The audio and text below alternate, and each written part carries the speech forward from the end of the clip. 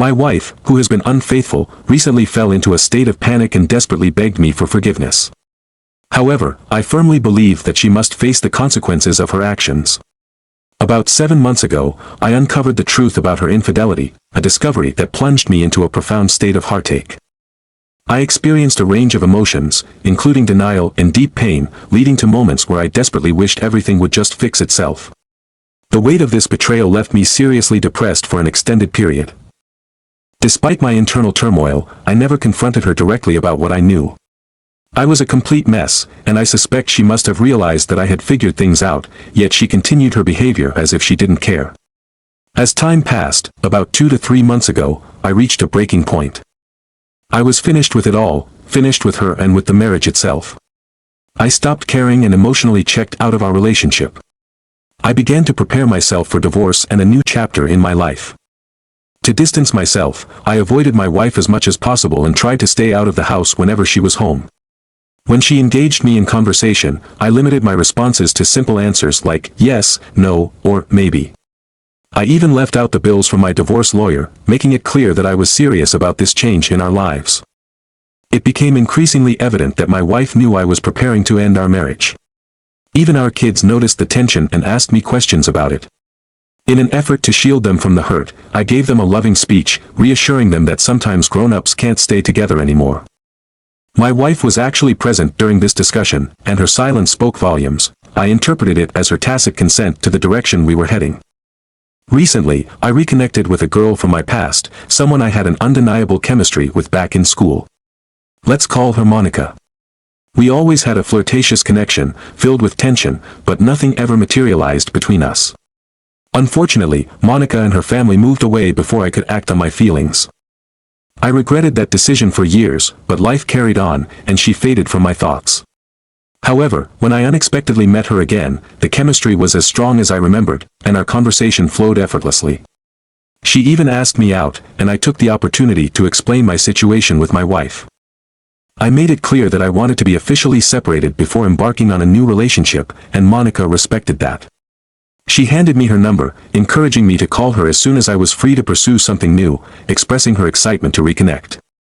This encounter with Monica reignited a fire within me. It motivated me to finally confront my wife, pushing me to take the necessary steps to initiate our separation and divorce. I returned home feeling lighter and happier, even grinning as I prepared to have a serious conversation with her. When I finally asked her to sit down, I told her that I had known about her infidelity for quite some time. I explained that I was sure she was aware of my emotional withdrawal over the past 3 months. To my surprise, she showed no signs of caring about my feelings, which led me to assert my desire to start dating and move on with my life. I concluded my speech by firmly stating that, given the circumstances, it was time for us to get a divorce. Her reaction was far from what I expected. Instead of anger or relief, she broke down into tears, emitting a desperate, heart-wrenching sob I had never heard before. In between her cries, she made excuses, pleading for a second chance and insisting that her affair didn't hold any real significance. She suggested we could fix things through counseling, which left me in shock. I had anticipated a different response, perhaps her acknowledging the situation or expressing understanding. Instead, she seemed genuinely distressed. I reminded her that if she truly valued our family or our marriage, the moment to act on that would have been 7 months ago, long before she chose to be unfaithful. Now, it felt too late, the damage was irreparable. I had never sensed any issues in our marriage, as she never communicated with me about her feelings. I couldn't read her mind, and without her input, I had no way to rectify whatever was wrong. Since the beginning of her affair with the other man, it became evident to me that she must have sensed something deeply wrong or missing in our relationship. The issues were so profound that she believed they could not be resolved through communication with me. It raised a troubling question. What could have been so severely lacking in our marriage that she considered it acceptable for our children to grow up in a broken home? If she truly valued our family, why would she choose this path? I calmly articulated my feelings to her, explaining that for the past 7 months, she had been involved with this man, causing insurmountable pain and suffering that I could not simply overlook or erase. The emotional turmoil she inflicted upon me has led me to a point of indifference, where I have developed a sense of resentment toward her. Although I was polite and civil, I did so solely for the sake of co-parenting our children effectively in the future. I expressed my disbelief that she ever truly cared for me. No one who genuinely cares for another would put them through such anguish. Betrayal in this magnitude would suggest otherwise. Her declarations of love carried no weight or credibility because her actions betrayed a different narrative entirely. At that moment, her responses became incoherent, a confusing jumble that I could not decipher. I was left with no choice but to call her sister for assistance, as I was unwilling to continue managing the situation on my own. When her sister arrived and I explained the unfolding events, she took her away, leading me to experience an overwhelming sense of relief. For the first time in 7 months, I felt free to breathe without the weight of the situation suffocating me. I found myself questioning what I truly sought from this tumultuous ordeal. She had to have known that her actions would lead to this outcome. It seemed impossible that she could be naive enough to think her choices would yield anything other than a painful divorce and a fractured family. Despite her intelligence and beauty, everything changed when she chose to engage in an affair. While I have come to terms with the fact that life evolves and circumstances shift, her current behavior, pretending to love me and expressing a desire to maintain the marriage and family, left me perplexed. What motivation could she have for creating such unnecessary drama now? It seemed far-fetched to assume she expected us to reconcile at this stage. It felt as though her actions were part of a strategy that I simply could not comprehend. I gathered ample evidence of her infidelity, and living in a European country meant she may not receive any financial support from me in the event of a divorce. Was she concerned about that? Did she fear I would expose her to her lover's wife? So many questions swirled through my mind, yet I remained unable to grasp the underlying motivations behind her behavior. Expressing these thoughts has been a necessary outlet, as I have gained no clarity despite attempting to articulate my feelings. The update on my estranged wife continues to puzzle me, and I have been overwhelmed by the responses I receive from others, which I appreciate. It has been a whirlwind of emotions, and I find myself still in a state of reflection. Just a few days have elapsed since my last conversation with her, and sleep has eluded me during this tumultuous time. I even found myself drifting off while reading messages on my computer, waking up to an unusual imprint of the keyboard on my face. After resting, I felt a surge of clarity and decided to organize my thoughts methodically. I created lists outlining the pros and cons, focusing on key points that mattered the most. I filled several sheets of paper with ideas, displaying them on my wall with headings such as "Our Kids," "How to Co-Parent Effectively," "Questions to Ask My Wife," and more. This process helped me identify core principles I wanted to establish for the future and what outcomes I hoped to achieve. I systematically reviewed each point, assessing whether I could create meaningful results moving forward. As for my children, they are my utmost priority. I plan to invest more effort into helping them navigate this challenging situation, which includes arranging individual counseling and family sessions. I aim to create opportunities for us to bond through trips and quality time spent together. This focus will help foster a healthier environment for them as we adjust to the changes in our family dynamic. I will make arrangements for trips where we can spend quality time together, focusing on creating new memories that we can cherish. In addition to bonding with my immediate family, I plan to include my extended family from my side to surround everyone with love and support during this time. It's important to me that we all come together and lift each other up as we navigate through this situation. I also intend to communicate with their teachers, coaches, and other important figures in their lives. I want to ensure that their support system is not just present, but also immediate and integrated into their daily lives. Recently, I took a step to safeguard my health by getting an STI test, and I have taken additional measures by scheduling DNA testing for the kids. The thought that they might not be my biological children creates a deep sense of discomfort. However, I recognize that it's crucial for their sake to confirm the truth. If they are not my biological children, it's essential for them to know any relevant medical history. Furthermore, I worry about the possibility of them wanting to reach out to their biological father when they are older. I ponder how that might affect our relationship if I do not take action now to clarify their paternity. Until I receive confirmation, I will feel a weight of stress on my shoulders.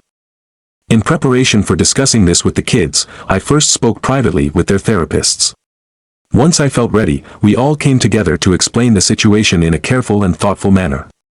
I made sure to provide them with a safe space to ask as many questions as they needed to.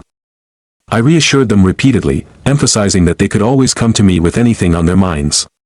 I am their dad, and my love for them is boundless. I made it clear that I would always be there for them, no matter what they needed. As for my marriage, I have come to the conclusion that trusting my wife again is impossible. Without trust, a meaningful relationship cannot exist. This realization has led me to accept that my love for her has faded. The person I once loved has changed significantly, particularly after her infidelity. My feelings for her used to fill me with joy, but now they bring me dread and pain. The thought of associating with her brings about serious discomfort. I believe that divorce is unavoidable, and I want to proceed with it as soon as possible. When it comes to Monica, I have had many discussions with her regarding my current situation. I shared my concerns, particularly those influenced by feedback I received online, about whether it was wise to engage in a new relationship at this confusing time in my life. I do not want to drag her into the turmoil that currently defines my life. However, she has a different perspective, expressing that life is inherently messy, and it could be worthwhile to see how we navigate these challenges together while we date. Through our conversations, I learned more about Monica's past and why she has never married. She was previously engaged, but her fiancé tragically died in a work-related accident nearly 5 years ago.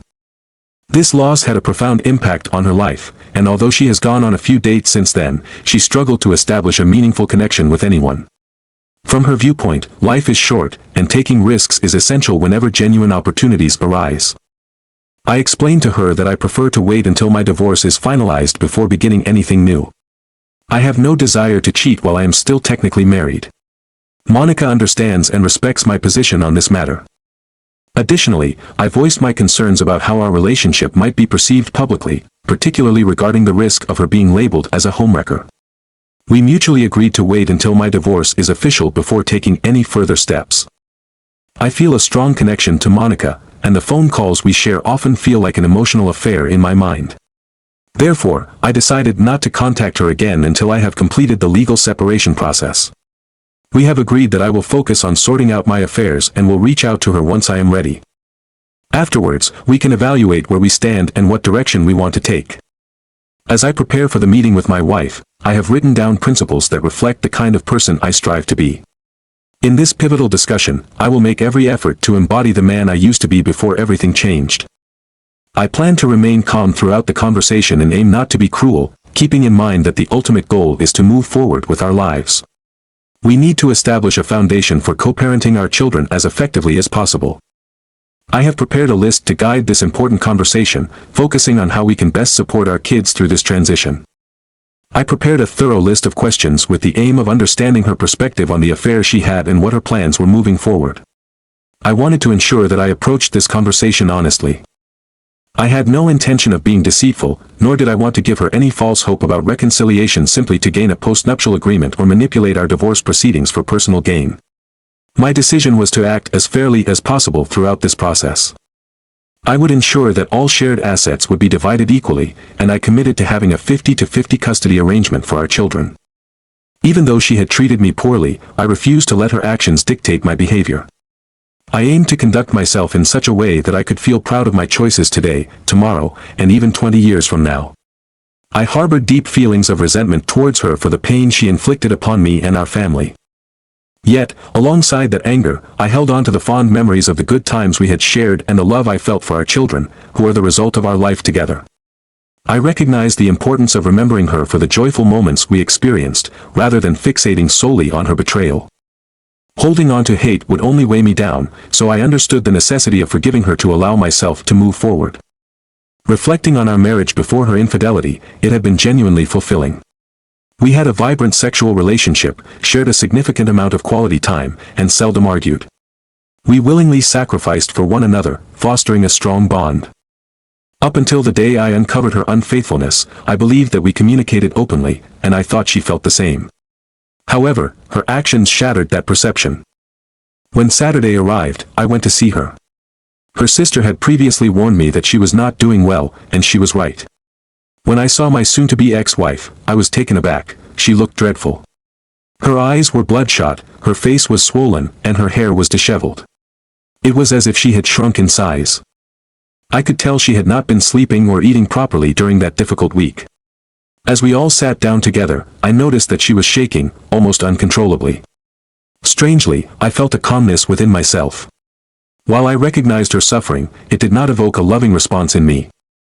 Instead, I viewed her pain as if I was watching an actor on screen. This unique feeling made me realize that I might no longer love her. I simply sat quietly, waiting for her to gather her thoughts enough to speak. She attempted to begin several times but was overcome with tears each time. Watching her, it was evident that this was not a performance. I had seen her cry before, but never like this. There is a distinct difference between simply crying and the raw depth of someone who has wept continuously for a week. Her sobs were filled with genuine anguish, and I could see the physical manifestations of her suffering. When she finally managed to speak, it was as if a wall had crumbled.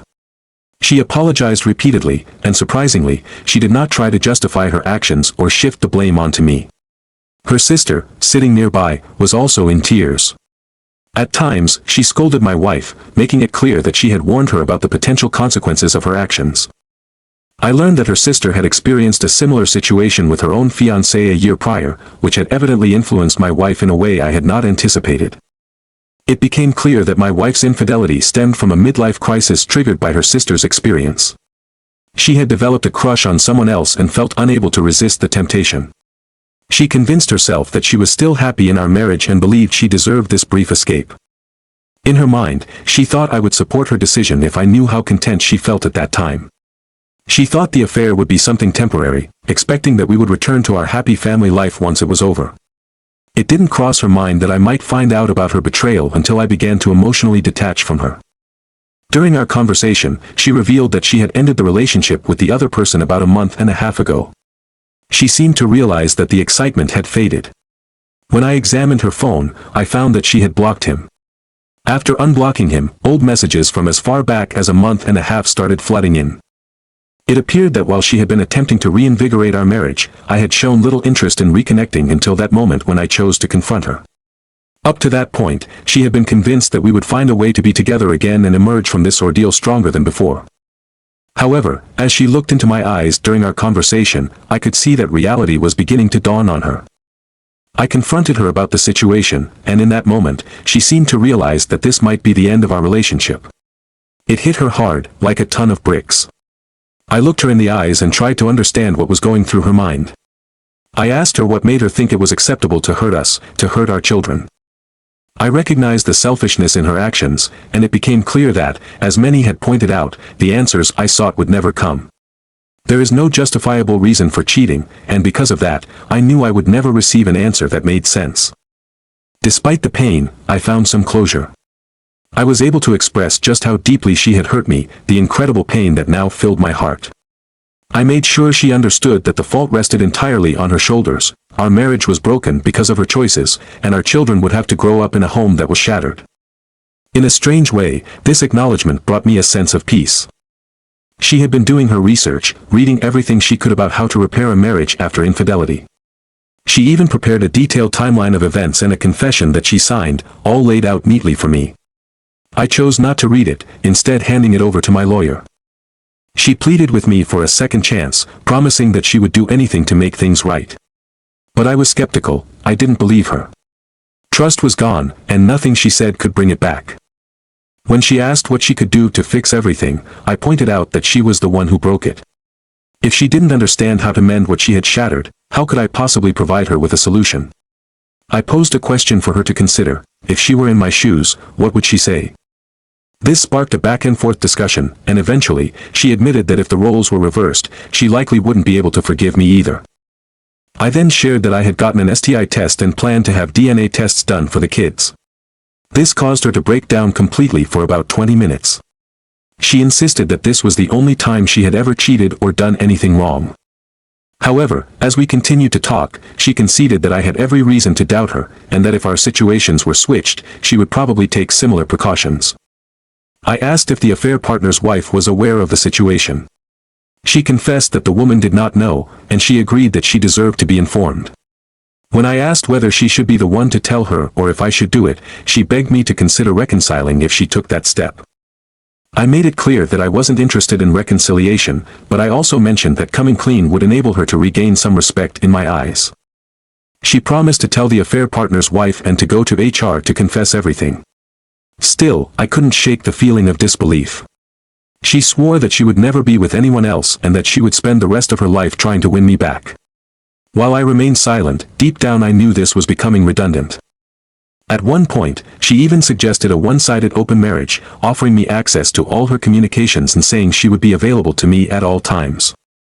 I told her that I had talked to someone named Monica and that I was waiting because I didn't want to cheat. An open relationship would hurt her, and I didn't want to inflict pain on others the way she had hurt me. I expressed that I didn't want to be her jailer. I didn't want to constantly snoop or worry about her being unfaithful. Intimacy without a deeper connection meant nothing to me. Physical release could be achieved without a partner. I didn't need that kind of relationship. We were both exhausted by this point, having been at it for over 5 hours. My wife had been crying most of that time, and the emotional toll was overwhelming. It was clear we weren't making any progress. I told her plainly that the love I once had for her had died. I no longer recognized the person she had become. Our family had been destroyed by her actions. I made it clear that I was moving forward with the divorce. What she had done could not be undone. The only way to prevent this outcome would have been to never start the affair in the first place. I didn't want to repair our marriage. I didn't want her back. I wasn't looking for more. I found myself in a situation where I truly didn't want her back. The thought of going through more pain was overwhelming, and I felt it was necessary to suggest that we take a break from each other. I proposed going no contact for a while, believing that some distance would give us both the chance to gain perspective on what had happened between us. I shared with her that I had already filed for divorce, making it clear that my decision was final. While I was open to the idea of attending family therapy to figure out how to co-parent, I made it known that beyond that, I had no desire to see her anymore. As I communicated these difficult feelings, I could see the pain on her face. She was crying intensely, repeating, "No, no, no," over and over, pleading with me not to do this. It was incredibly hard for me to watch her in such distress. When I finally got up to leave, something alarming happened. She suddenly got a massive nosebleed, almost as if it came out of nowhere.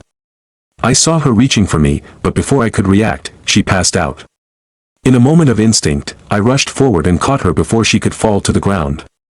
I quickly drove her and her sister to the emergency room, my heart racing with worry. I stayed there, anxiously waiting until I was reassured that she would be okay. However, the turmoil didn't end there. Later that night and into today, my soon-to-be ex-wife has been reaching out to everyone she knows, sharing what's transpired. I received a call this morning from the wife of the man she had been involved with, seeking confirmation of what my wife had told her. Without hesitation, I provided her with some copies of the evidence I had gathered. I learned that my soon-to-be ex-wife had kicked her husband out as well. This woman wanted to meet with me to look over more of the evidence, as she had long suspected something was wrong but had never been able to prove it. I suggested that we sit down for dinner the following day to discuss everything. She expressed a strong need to talk, asking if we could have a conversation over the phone. I hesitated, telling her that I might not be able to handle that right now, suggesting perhaps it would be better to wait. The truth is, I have been feeling like a total wreck. Sleep has become a distant memory, and I can sense cracks forming in my resolve. I know I need to stay strong amidst this turmoil, yet it feels incredibly difficult. Guilt washes over me, and I question why I feel this heavy sense of responsibility to fix everything. I recognize that while we might convince ourselves that things can work out, the reality is often different, and deep down I know this is not a long-term solution. Adding to my stress are calls from her friends and relatives, some of whom have been angrily reaching out to me, insisting that I should give her another chance. In my mind, however, I can't understand why dragging out the pain would help us. I believe it's better to end things now so we can begin the healing process and create new lives for ourselves. This situation feels incredibly heavy. There are no grand gestures, no acts of revenge, or clear resolutions. There is simply more pain for everyone involved. At this moment, my thoughts are clouded, leaving me in a dark place. I am unsure about my next steps or what to do moving forward.